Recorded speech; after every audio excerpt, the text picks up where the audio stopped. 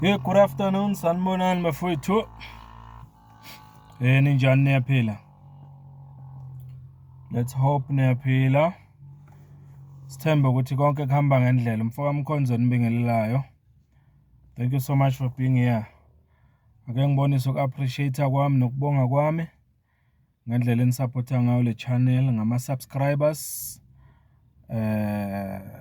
ngama-subscriptions funa ngisho njalo. Ngama-subscriptions la ku-YouTube kanjalo nokufollowa ku-TikTok. Ngiyanibonga kakhulu guys. Kwangathi ningaqhubeka nani ningaka-subscribe nenze kanjalo. Niphinde nifollowe na ku-TikTok. Ngiyabonga. Kuningi okwenzakele, kuningi okwenzakalayo usuku nosuku eSouth Africa. Shube kakhulu. Shube kakhulu. Izolo, excuse me, ngenze ivideo la. Nikhuluma ngobaba uMchunu. Ukuthi njengoba ebuya namhlanje day 3. Cishe day 3 wakhe namhla we-testimony. Okube kubaluleke kakhulu ebese kulindele la namhlanje ukuthi ubaba uMchunu uzosicacisela esebenzisa i-recording ukuthi wayesho ukuthini mayithi umkhwanazi wamthreatenisha noma wamesabisa noma umkhwanazi wayethi ukuthele against yena. Lufikile kusuku lwanamhlanje recording minister ayikho recording ekhona ebonisa ukuthi umkhwanazi uke wasabisa uminister. Njengoba besishilo bafethu ukuthi it's highly possible ukuthi ayikho kwaleyo recording. So mabe mbuze eParliament ngalento ngoba bafuna eParliament acacise ukuthi vele ike yaba khona yini into efana nale yokuthi umkhwanazi wamthreatenisha. Namanje kodwa usafuna sikholelwe ukuthi umkhwanazi wamesabisa noma wamthreatenisha. Uthi inkinga nje ukuthi akuzange kurekhodeke lokho. Then you ask yourself ukuthi kuya yonke le ngxoxo yabo ababa nayo lapha yana uNkabinde nomkhwanazi kule audio besiyilalela. Ile party nje la umkhwanazi ethreatenisha khona engekho. Konke okunye abakukhuluma ukukhona just le party nje. Uyabona ukuthi uMchunu ngempela ungumuntu onjani. Kodwa ke uma ngabe ungamazi vele ungathuka. Abona mina la ngambona khona ukuthi lo baba lo akusiyo umuntu ongamethemba ngempela. Ngiyakhumbula ama-by election ake aba seThekwini kuwo lo nyaka lo. Mangaphansi in the past 3 months or so. Awinwa yiyo futhi MK Party. Ngisakhumbula le ndawo lapha eThekwini la ayekhona lama-by election. Kodwa uMchunu wafika kule ndawo kwakuyena lapha yana owayekhankasela iANC. Kwakuyena lapho ngoba phela eKZN mawungabheka vele iANC biloko isebenzisa yena emikhankasweni okubonisa kahle ukuthi uyena njengamanje obethenjwe kakhulu eKZN kuANC. Ukuthi mhlambe futhi angaphakanyiswa agcina abe umongameli wayeANC. So uyabona ukuthi bekuthenjwe yena. Ngazi namanje ukuthi sengasho into efana iANC. Lapha ngesikhathi kukhankaswa kulama-by election wakwakhuluma enye into ngaze ngayenza ivideo la. Nethi sengikhohle ukuthi ngayi-uploada nini. Ngizoke ngiyibheke. Ngathi mina niyambona yini lo uMinister uMchunu indlela anamanga ngayo ubaba omdala. Wathi ubaba uMchunu lapha yani MK usetholile njoba kwenzeka lo mkhankaso wama-by election. Usetholile ukuthi MK Party yenza izinto ezithile ezingekho right ikhohlisa umphakathi. Okunye nje kwalokho athi yakwenza uthi angazi yahamba yayoboleka i-wheelchair kwenye indawo ukuze iyonika omunye oyilungu lomphakathi ongakwazi ukuhamba. Ngazi noma ugogo sekhulile yini. So that bazothatha izithombe beyi-MK Party babonise umphakathi ukuthi bayanikela ngama-wheelchair nani kanti bayibolekile. Kusho ubani umchunu. Kusho umchunu.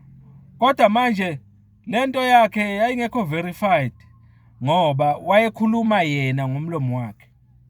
Lo muntu okwakuyena ekuthiwa ngoba wathi lo muntu abebolekwe noma benikwe le wheelchair MK useyakhathazeka manje uyakhala utshele yena as uminister uthi minister ingixhaphazile MK nginike i-wheelchair yaphinde yayilanda.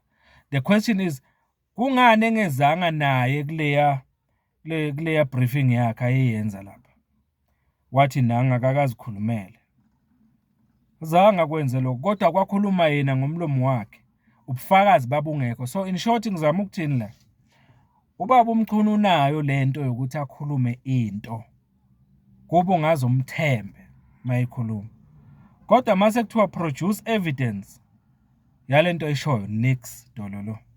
Mina ngangi-expecta nje lapha kuleya campaign uzomveza lo muntu mhlawumbe uzothi nangu akakayikhulumele lutho. Namanje ke naku sekuphindile eParliament. Sekuphindile.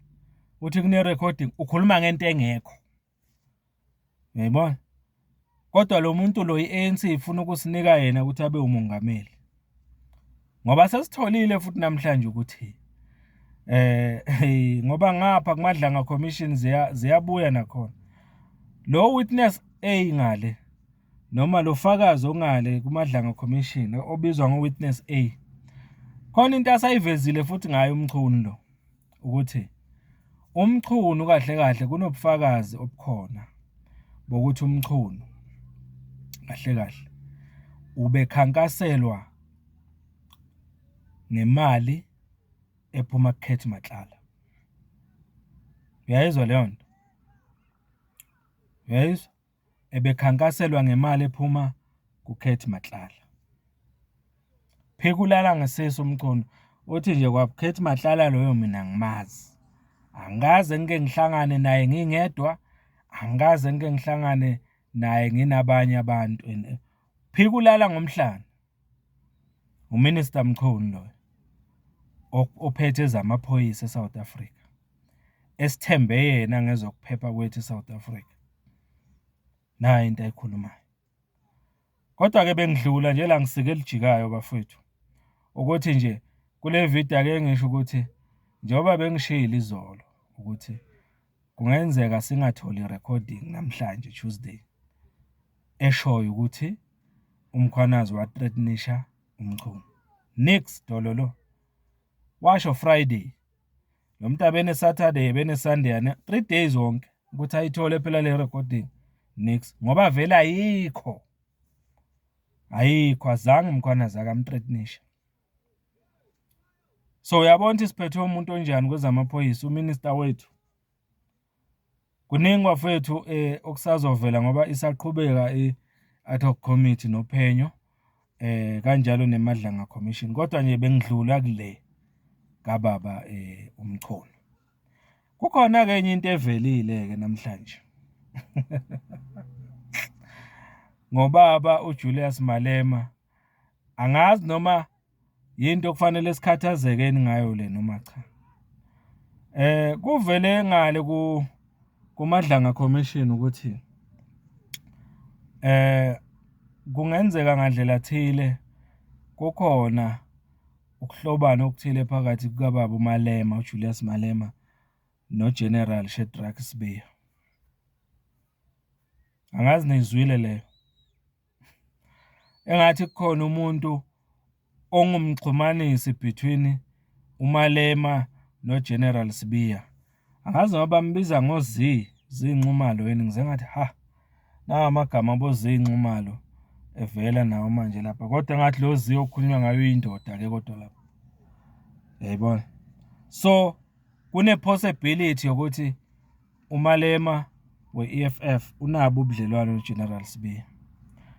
Umbuzo uthi ngabe kuyayenza any sense. Ngithe angiyenze ivideo ngalokho ngoba vele ngesikhathi kuzongena uGeneral Sibiya eParliament ezoqala itestimony yakhe.